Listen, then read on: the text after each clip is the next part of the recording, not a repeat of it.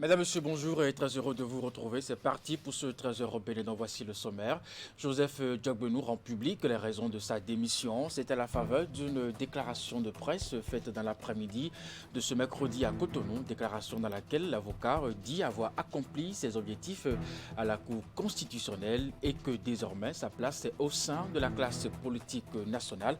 On va l'écouter dans un instant. Ensuite, la direction départementale du commerce, du zoo et des collines est descendu dans les marchés et autres espaces commerciaux dans les villes de Boygon et d'Abomey. Objectif vérifier l'application de l'arrêté du 17 juin fixant le prix de section du ciment et bien d'autres produits de grande consommation dans l'ensemble des communes du Bénin. Sur le terrain, des boutiques ont été mises sous scellé. Vous les verrez également dans un instant. Et puis enfin, le laboratoire pharmaceutique d'Afra Pharma célèbre ses 25 ans d'activité. Depuis plusieurs décennies, la firme propose des solutions de qualité pour une meilleure prise en charge des malades ainsi que pour le personnel soignant. Dans le cadre des festivités, de nombreuses activités ont été organisées, dont certaines sont des actions sociales. On va en parler en fin d'édition. Mesdames, Messieurs, à nouveau bonjour et bienvenue si vous nous rejoignez. C'était le sommaire de ce 13h au Bénin. Comme annoncé dans le communiqué signé du secrétaire général de la Cour constitutionnelle, la passation de charges entre le président sortant et le vice-président a eu lieu en matinée de ce mercredi en présence du personnel civil et militaire de la haute juridiction. Joseph Diogbenou a passé le maillot à Razaki Amounda Issifou, une cérémonie simple mais empreinte de solennité. Le désormais ex-président s'en va après 4 années passées à la tête de cette institution. Le compte rendu avec Herman Anamboussou, Moufi de Sabouran.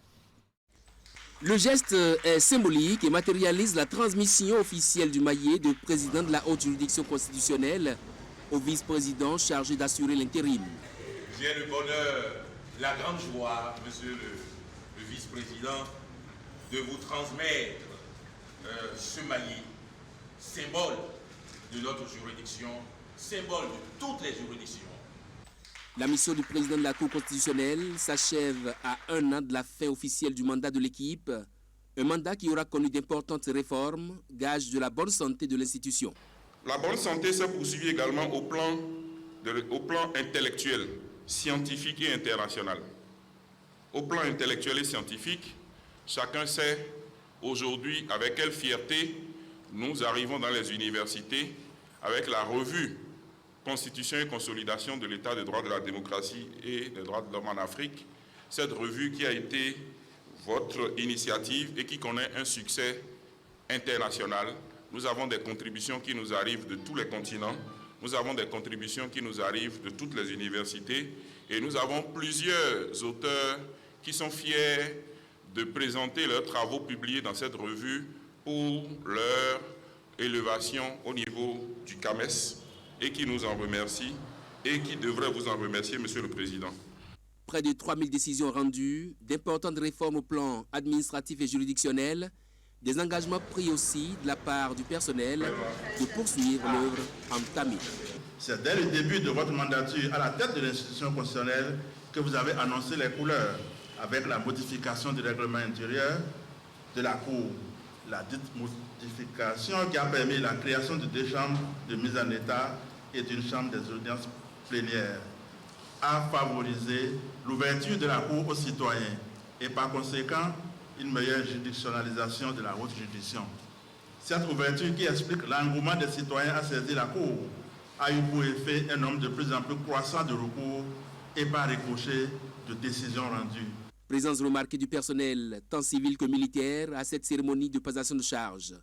Joseph Fifame Diogbenou quitte le collège des 7 sages avec le sentiment d'une mission bien accomplie en si peu de temps. Soyez assurés que partout où il sera nécessaire, je serai l'une des personnes qui comprendrait le mieux les déterminismes qui sont les vôtres, les contraintes qui sont les vôtres et les décisions que vous allez prendre dans l'intérêt majeur de notre pays. Encore une fois, merci. Et à très bientôt. C'est l'un de nos excellents écrivains qui a donné pour titre un sage prudentieux de regretter mémoire à l'un de ses ouvrages, ailleurs, un jour peut-être.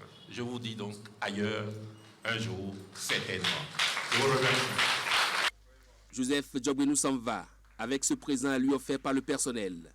Sa succession est désormais ouverte. L'Assemblée nationale en l'espèce, ainsi que le prévoit la loi organique sur la Cour constitutionnelle, pourvoit la nomination du remplaçant au plus tard dans le mois de la démission.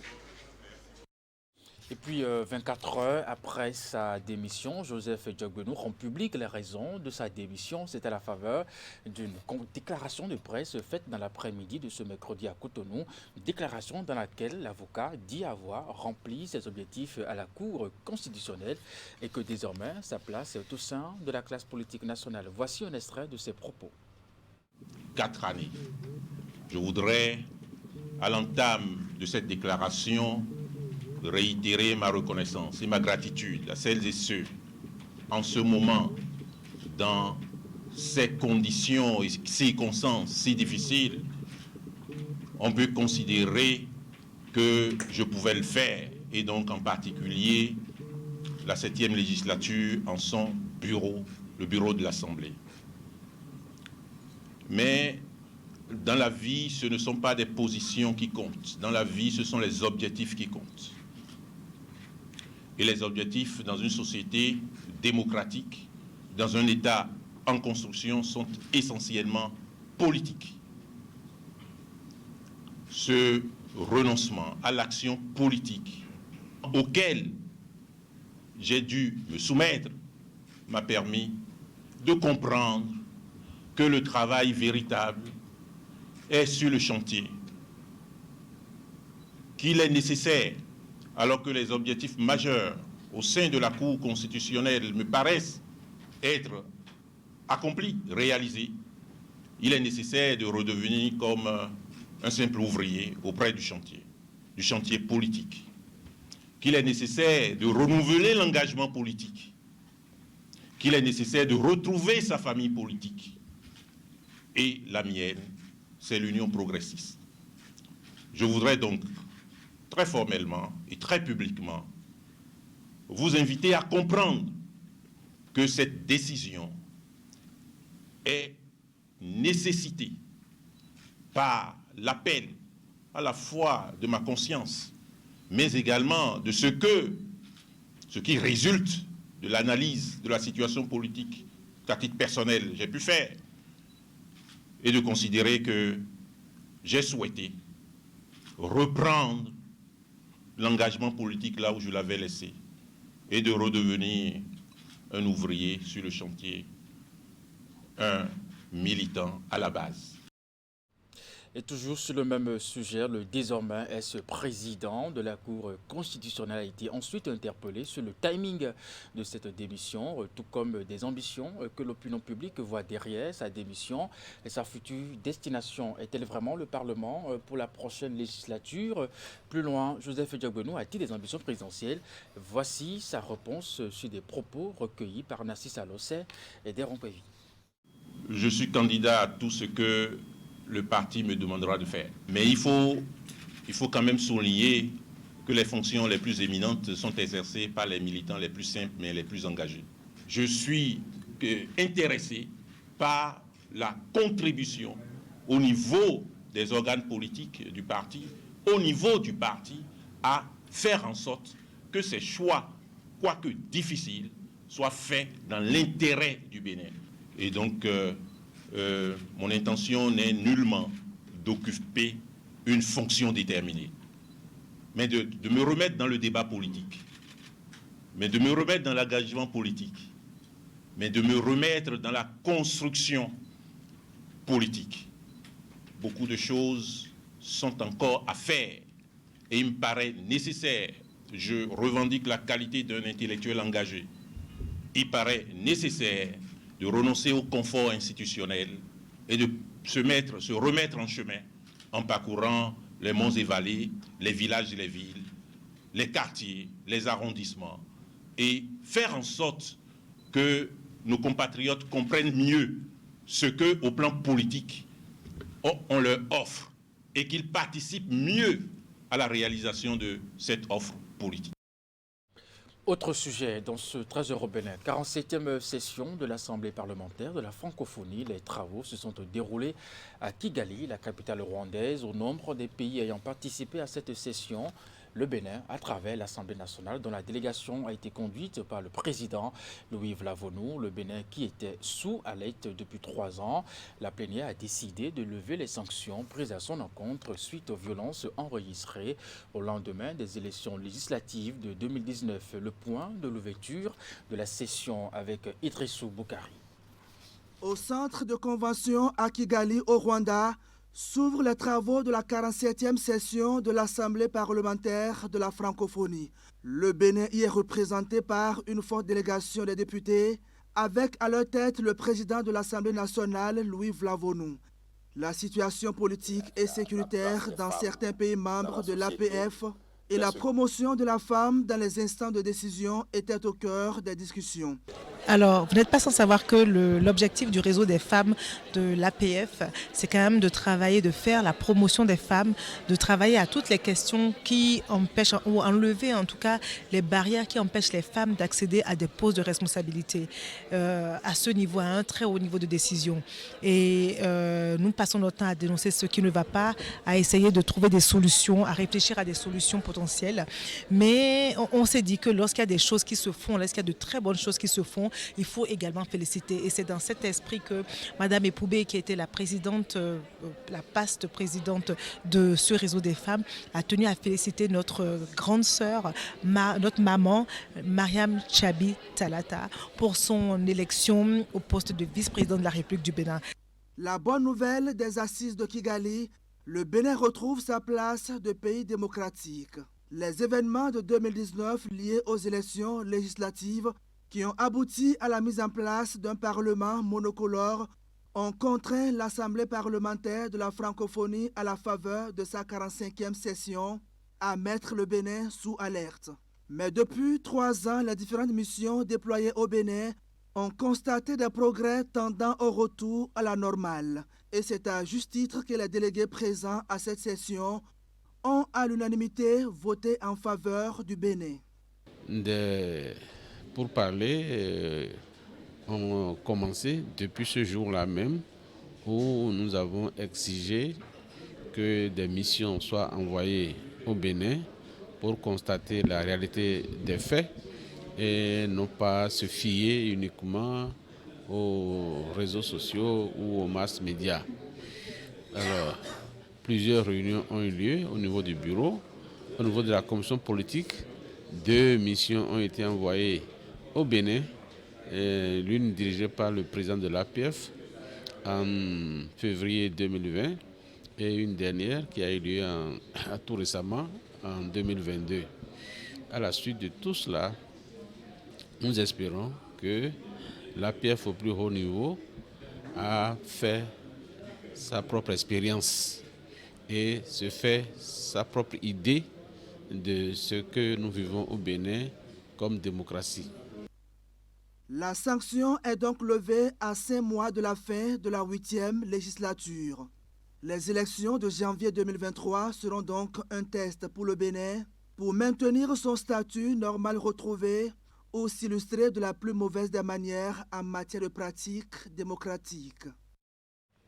Et puis je vous l'annonçais en titre, contre la flambée des prix, le gouvernement a pris des mesures diverses. Parmi celles-ci, l'arrêté du 17 juin dernier fixant le prix de cession du ciment dans l'ensemble des communes du Bénin pour vérifier l'application de la dite décision et de bien d'autres produits de consommation. Une équipe de la direction départementale du commerce du Zou et des collines est descendue dans les marchés et autres espaces commerciaux dans les villes de Boïkon et d'Abomey. Si par endroit le constat est satisfaisant, d'autres boutiques ont été mises sous scellé. Plus de détails dans ce reportage.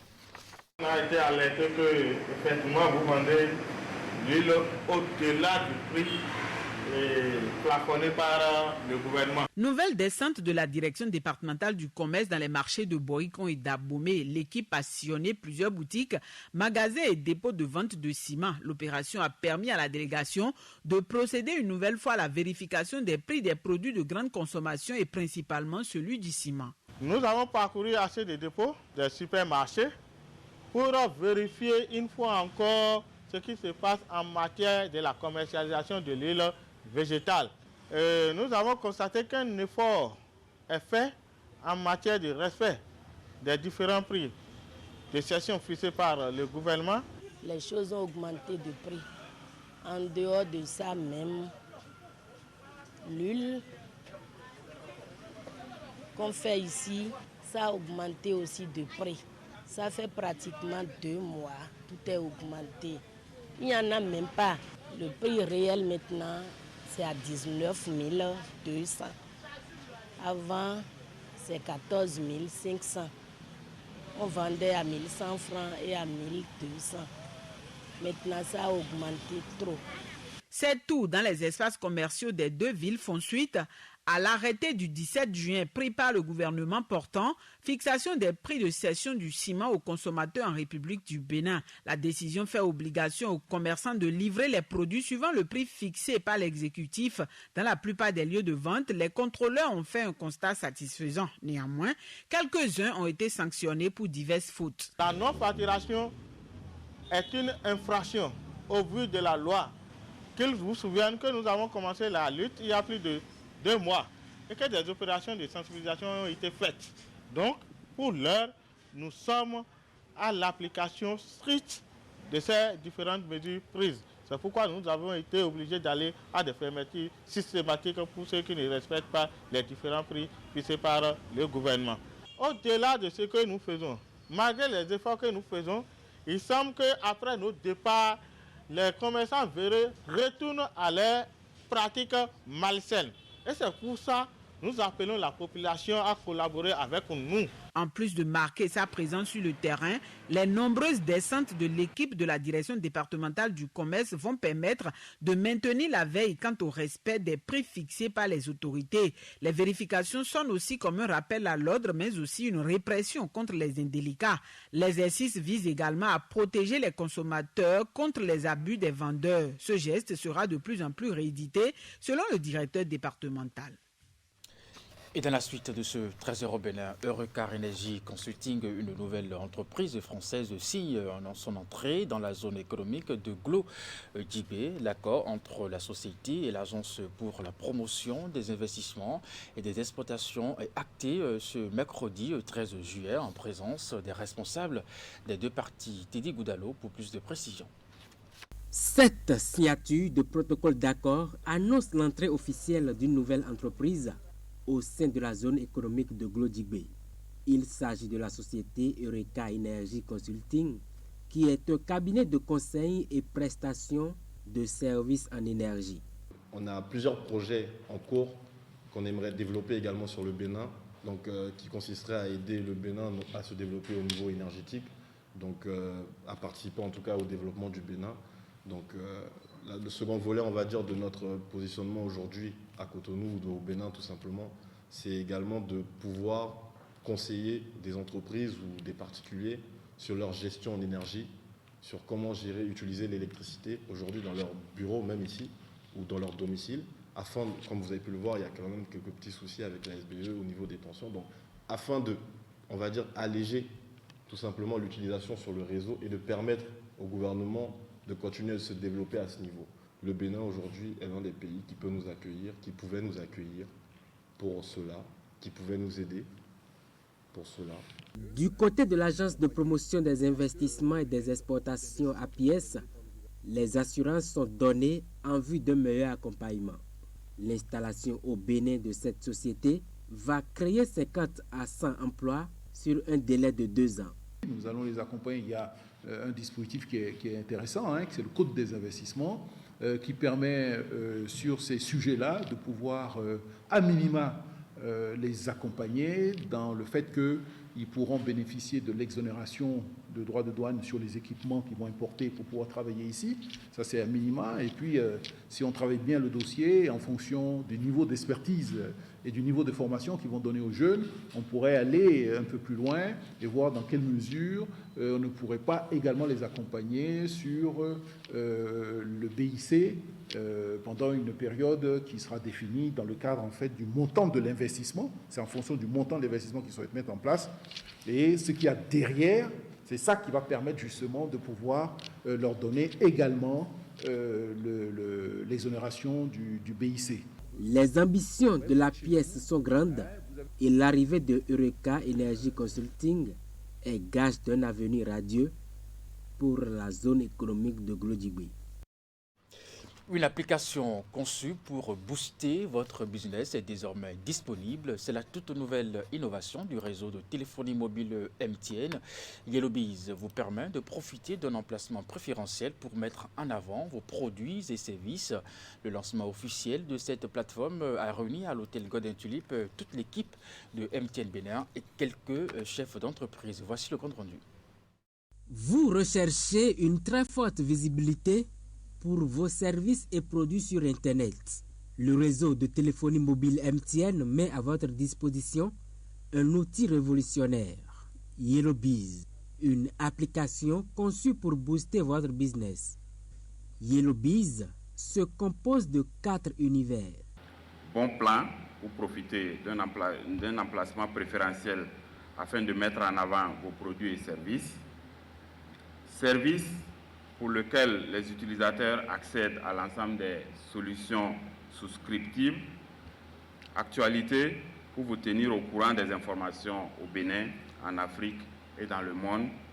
Et enfin, annuaire permettant d'afficher par catégorie l'ensemble des entreprises répertoriées se trouvant dans un rayon de 10 km.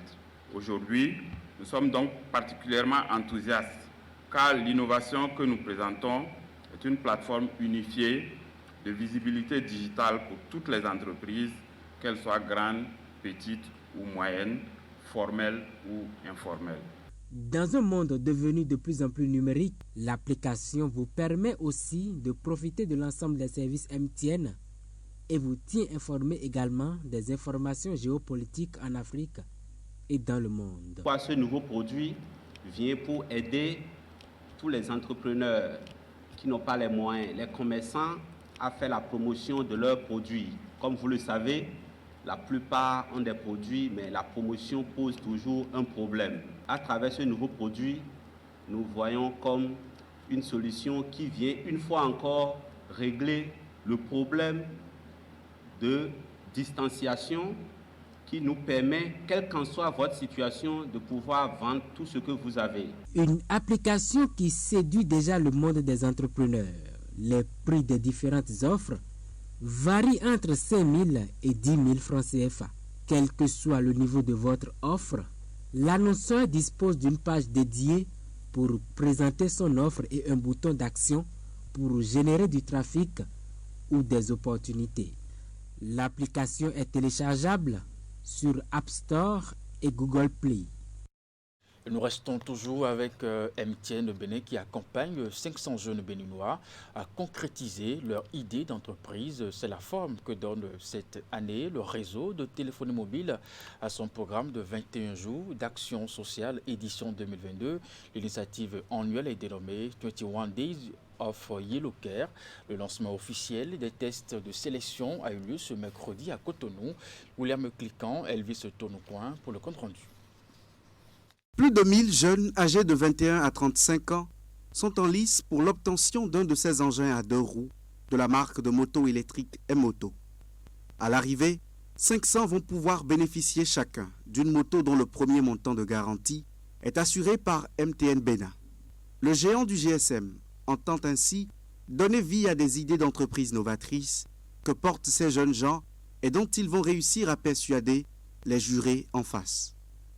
Le groupe MTN a choisi de placer les activités du 21 Days of Yellow Care de cette année autour du thème de outiller nos communautés pour une reprise économique. Au Bénin, nous avons choisi de cibler la jeunesse et le domaine du transport par moto. Pourquoi la jeunesse?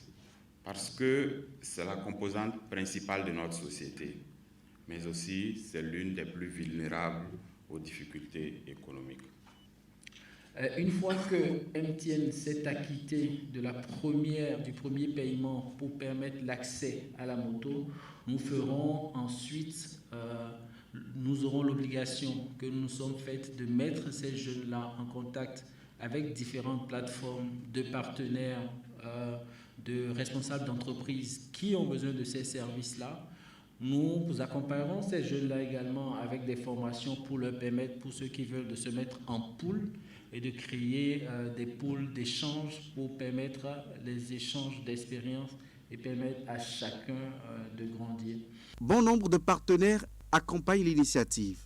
Le Centre national de sécurité routière, l'Agence nationale pour l'emploi et en premier, l'entreprise productrice de ces motos électriques. Nous proposons des paiements en fonction du modèle des paiements qui vont de 999 francs par jour. C'est pour donner la possibilité à tous les Béninois, comme on dit. C'est ce qui justifie notre présence aux côtés de MTN aujourd'hui qui offre 500 motos à 500 jeunes entrepreneurs béninois.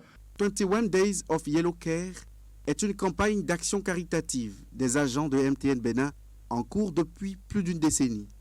Après la pause de 2 ans due à la pandémie de Covid-19, le programme social reprend cette année 2022 pour impacter considérablement la jeunesse, à l'instar des autres éditions. Atelier d'actualisation du plan d'organisation des secours en cas de catastrophe. Plan Orsec. Les participants aux assises sont venus de l'ensemble du territoire national, autorités diverses et acteurs de différentes structures concernées par la sécurité et la protection des populations en temps de crise se sont retrouvés à Boïcon. Pendant 2 jours, ces derniers ont eu à revisiter les politiques et autres stratégies utilisées jusque-là. Les travaux ont aussi consisté à apporter des modifications pour mieux l'adapter aux nouveaux défis et enjeux. Reportage.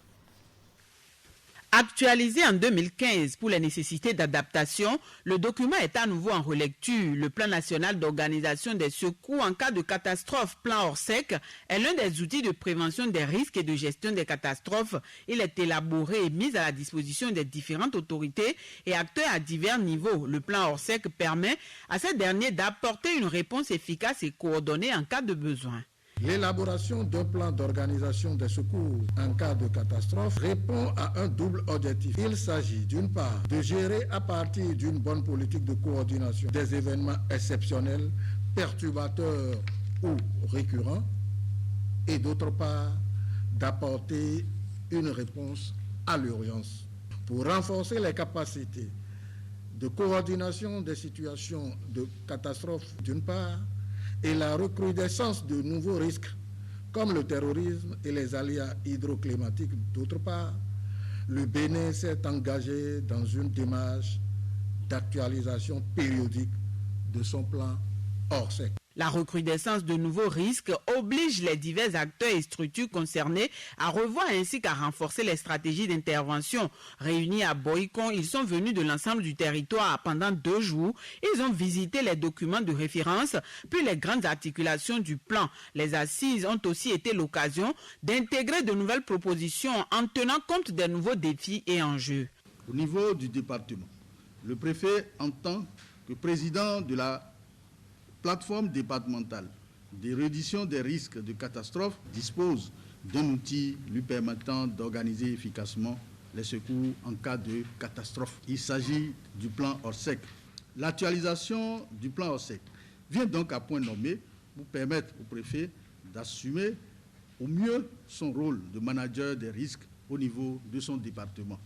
On est très fiers d'avoir aidé au maximum de nos compétences, on va dire, de nos possibilités, l'actualisation du plan Orsec et de voir qu'il y a un aboutissement. Et nous allons continuer à vous aider. Je reste persuadé qu'à la fin de cet atelier, la mise en synergie des résultats des travaux conduits par les experts que vous êtes permettra de mettre à jour le plan Orsec afin qu'il soit à la hauteur des attentes en matière de protection civile au Bénin. Les présents travaux d'actualisation du plan Orsec interviennent dans le cadre du programme d'appui à l'opérationnalisation de la police républicaine dans son volet gestion des crises. Ils sont conduits par l'Agence nationale de protection civile en collaboration avec les autres structures techniques de protection. Dans cette démarche, le groupe a bénéficié de l'appui technique et financier de l'Union européenne ainsi que de l'Agence belge du développement, ENABEL.